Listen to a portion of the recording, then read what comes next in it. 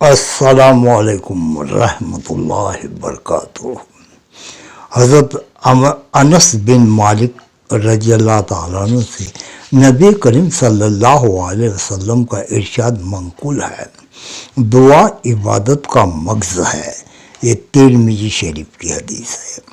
حضرت نعمان بن بشیر رضی اللہ تعالیٰ عنہ فرماتے ہیں کہ میں نے نبی کریم صلی اللہ علیہ وسلم کو یہ ارشاد فرماتے ہوئے سنا، دعا عبادت ہی ہے۔ اس کے بعد آپ صلی اللہ علیہ وسلم نے دلیل کے طور پر قرآن کریم کی یہ آیت تلاوت فرمائی، جس کا ترجمہ ہے، اور تمہارے رب نے ارشاد فرمایا ہے، مجھ سے دعا مانگا کرو، میں تمہاری دعا قبول کروں گا۔ بلا شبہ جو لوگ میری بندگی کرنے سے تکبر کرتے ہیں وہ عنقریب ذلیل ہو کر جہنم میں داخل ہوں گے۔ حضرت عبداللہ رضی اللہ تعالیٰ عنہ سے روایت ہے کہ رسول اللہ صلی اللہ علیہ وسلم نے ارشاد فرمایا، اللہ تعالیٰ سے اس کا فضل مانگو، کیونکہ اللہ تعالیٰ کو یہ بات پسند ہے کہ ان سے مانگا جائے، اور کشادگی کی دعا کے بعد کشادگی کا انتظار کرنا افضل عبادت ہے۔ یہ ترمذی کی حدیث ہے۔ فائدہ: کشادگی کے انتظار کا مطلب یہ ہے کہ اس بات کی امید رکھی جائے کہ جس رحمت، ہدایت، بھلائی کے لیے دعا مانگی جا رہی ہے وہ انشاءاللہ ضرور حاصل ہوگی۔ حضرت ثوبان رضی اللہ تعالیٰ عنہ روایت کرتے ہیں کہ رسول اللہ صلی اللہ علیہ وسلم نے ارشاد فرمایا، دعا کے سوائے کوئی چیز تقدیر کے فیصلے کو ٹال نہیں سکتی، اور نیکی کے سوائے کوئی چیز عمر کو نہیں بڑھا سکتی، اور آدمی کبھی کبھی کسی گناہ کے کرنے کی وجہ سے روزے سے محروم کر دیا جاتا ہے۔ یہ مستدرک حاکم کی حدیث ہے۔ فائدہ: حدیث شریف کا مطلب یہ ہے کہ اللہ تعالیٰ کے یہاں یہ طے ہوتا ہے کہ یہ شخص اللہ تعالیٰ سے دعا مانگے گا، اور جو مانگے گا وہ اسے ملے گا۔ چنانچہ حدیث شریف میں آتا ہے، دعا کرنا بھی اللہ تعالیٰ کے یہاں مقدر ہوتا ہے۔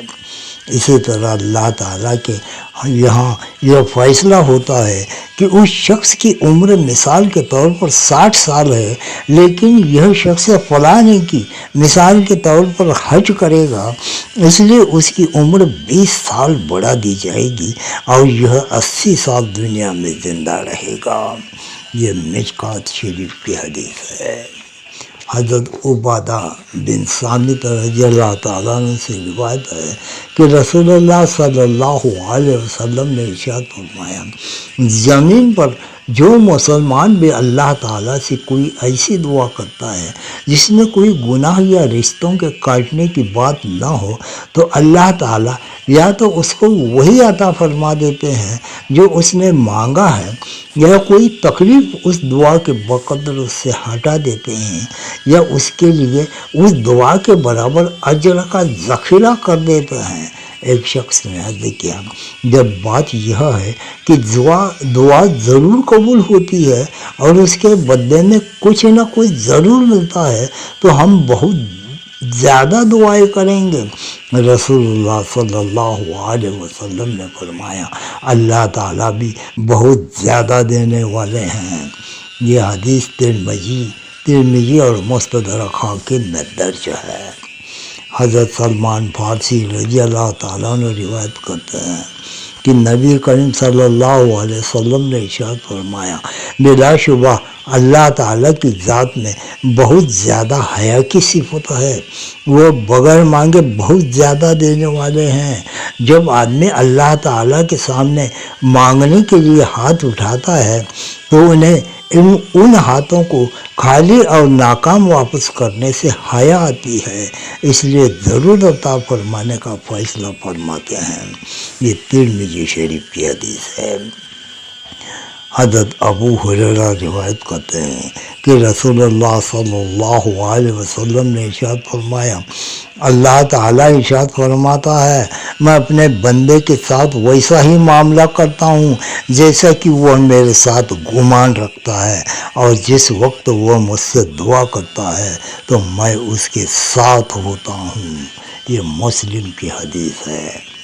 حضرت ابو ہریرہ روایت کرتے ہیں کہ نبی کریم صلی اللہ علیہ وسلم نے ارشاد فرمایا اللہ تعالیٰ کے نزدیک دعا سے زیادہ بلند مرتبہ کوئی چیز نہیں۔ یہ ترمذی شریف کی حدیث ہے۔ حضرت ابو ہریرہ رضی اللہ عنہ سے روایت ہے کہ رسول اللہ صلی اللہ علیہ وسلم نے ارشاد فرمایا جو شخص یہ چاہے کہ اللہ تعالیٰ سختیوں اور بے چینیوں کے وقت اس کی دعا قبول فرمائے تو اسے چاہیے کہ خوشحالی کے زمان میں زیادہ دعا کیا کرے۔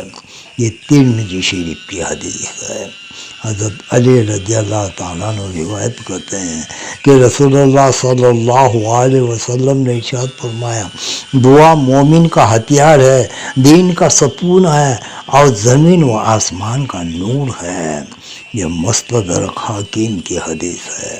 حضرت ابو ہریرہ رضی اللہ تعالیٰ عنہ سے روایت ہے کہ نبی کریم صلی اللہ علیہ وسلم نے ارشاد فرمایا بندہ جب تک گناہ اور رشتوں کے کاٹنے کی دعا نہ کرے اس کی دعا قبول ہوتی رہتی ہے بشرطے کہ وہ جلد بازی نہ کرے۔ پوچھا گیا یا رسول اللہ جلد بازی کا کیا مطلب ہے؟ ارشاد فرمایا بندہ کہتا ہے میں نے دعا کی پھر دعا کی لیکن مجھے تو قبول ہوتی نظر نہیں آتی، پھر اکتا کر دعا کرنا چھوڑ دیتا ہے۔ یہ مسلم کی حدیث ہے۔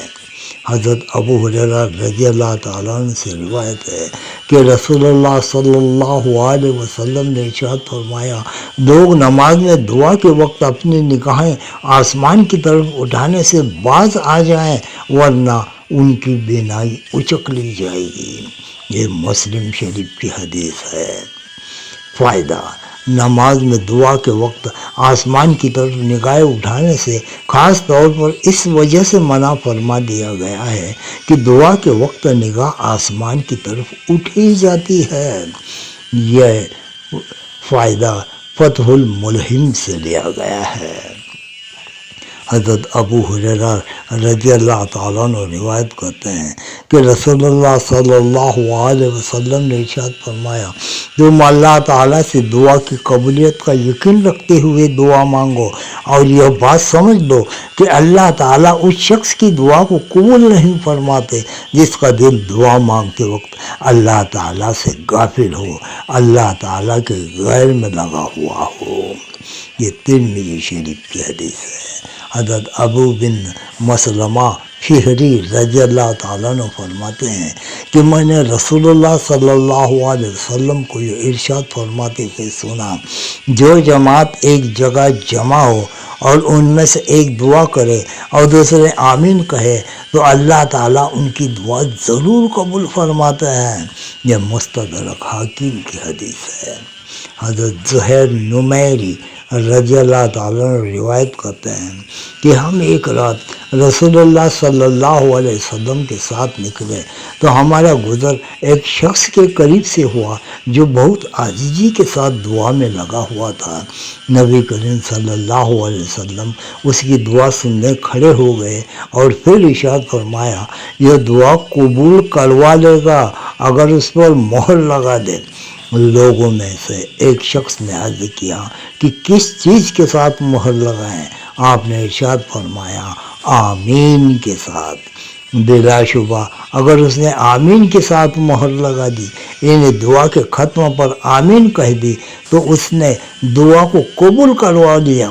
پھر اس شخص نے جس نے نبی کریم صلی اللہ علیہ وسلم سے مہر کے بارے میں دریافت کیا تھا اس دعا مانگنے والے شخص سے جا کر کہا فلاں آمین کے ساتھ دعا کو ختم کرو اور دعا کی قبولیت کی خوشخبری حاصل کرو۔ یہ ابو داؤد کی حدیث ہے۔ حضرت عائشہ رضی اللہ عنہ فرماتی ہیں کہ رسول اللہ صلی اللہ علیہ وسلم جامع دعاؤں کو پسند فرماتے تھے اور اس کے علاوہ کی دعاؤں کو چھوڑ دیتے تھے۔ یہ ابو داؤد کی حدیث ہے۔ فائدہ: جامع دعا سے یہ مراد ہے جس میں الفاظ مختصر ہو اور مفہوم میں وسعت ہو، یا وہ دعا مراد ہے جس میں دنیا اور آخرت کی بھلائی کو مانگا گیا ہو، یا وہ دعا مراد ہے جس میں تمام مومنین کو شامل کیا گیا ہو، جیسے رسول اللہ صلی اللہ علیہ وسلم سے اکثر یہ جامع دعا منقول ہے۔ ربنا آتنا فی الدنیا حسنۃ وفی الآخرۃ حسنۃ وقنا عذاب النار۔ یہ حدیث بذل المجہود سے لی گئی ہے۔ حضرت سعد رضی اللہ تعالیٰ عنہ کے بیٹے فرماتے ہیں کہ ایک مرتبہ میں دعا میں یوں کہہ رہا تھا کہ اے اللہ، میں آپ سے جنت اور اس کی نعمتوں اور اس کی بہاروں اور فلاں چیزوں کا سوال کرتا ہوں، اور میں جہنم سے اور اس کی زنجیروں ہتھ کڑیوں سے اور فلاں قسم کے عذاب سے پناہ مانگتا ہوں۔ میرے والد سعد رضی اللہ تعالیٰ نے یہ سنا تو ارشاد فرمایا،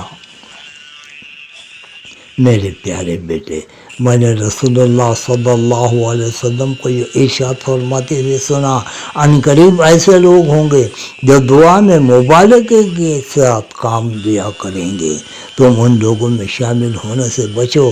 اگر تمہیں جنت مل گئی تو جنت کی ساری نعمتیں مل جائے گی، اور اگر تمہیں جہنم سے نجات مل گئی تو جہنم کی تمام تکلیفوں سے نجات ملے گی۔ لہذا دعا میں اس تفصیل کی ضرورت نہیں، بلکہ جنت کی طلب اور دوزخ سے پناہ مانگنا کافی ہے۔ یہ ابو داؤد کی حدیث ہے۔ حضرت جابر رضی اللہ تعالیٰ عنہ فرماتے ہیں کہ میں نے نبی کریم کو یہ ارشاد فرماتے ہوئے سنا، ہر رات میں ایک گھڑی ایسی ہوتی ہے کہ مسلمان بندہ اس میں دنیا اور آخرت کی جو خیر مانگتا ہے، اللہ تعالیٰ اسے ضرور عطا فرماتے ہیں۔ یہ مسلم کی حدیث ہے۔ حضرت ابو ہریرہ رضی اللہ تعالیٰ عنہ سے روایت ہے کہ رسول اللہ صلی اللہ علیہ وسلم نے ارشاد فرمایا، جب رات کا تہائی حصہ باقی رہ جاتا ہے تو ہر رات ہمارے رب آسمان دنیا کی طرف نزول فرماتے ہیں اور ارشاد فرماتے ہیں، کون ہے جو مجھ سے دعا کرے میں اس کی دعا قبول کروں، کون ہے جو مجھ سے مانگے میں اس کو عطا کروں، کون ہے جو مجھ سے مغفرت طلب کرے میں اس کی مغفرت کروں۔ یہ بخاری شریف کی حدیث ہے۔ حضرت معاویہ بن ابی سفیان رضی اللہ تعالیٰ عنہ فرماتے ہیں کہ میں نے رسول اللہ صلی اللہ علیہ وسلم کو ارشاد فرماتے ہوئے سنا، جو شخص بھی ان 5 کلمات کے ذریعے کوئی چیز اللہ تعالیٰ سے مانگتا ہے، اللہ تعالیٰ اس کو ضرور عطا فرماتے ہیں۔ لا الہ الا اللہ واللہ اکبر، لا الہ الا اللہ وحدہ لا شریک لہ، لہ الملک ولہ الحمد وہو علی کل شیء قدیر، لا الہ الا اللہ ولا حول ولا قوت الا باللہ۔ یہ حدیث طبرانی اور مجمع الزوائد میں درج ہے۔ حضرت ربیعہ بن عامر رضی اللہ تعالیٰ عنہ سے روایت ہے کہ میں نے نبی کریم صلی اللہ علیہ وسلم کو ارشاد فرماتے ہوئے سنا، دعا میں یا زلزلہ والی کلام کے ذریعے اصرار کرو، یعنی اس الفاظ کو دعا میں بار بار کہو۔ یہ مستدرک حاکم کی حدیث ہے۔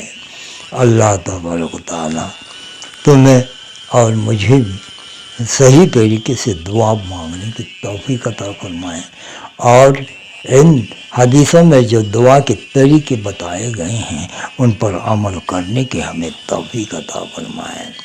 آمین ثم آمین، انشاءاللہ۔ اللہ حافظ۔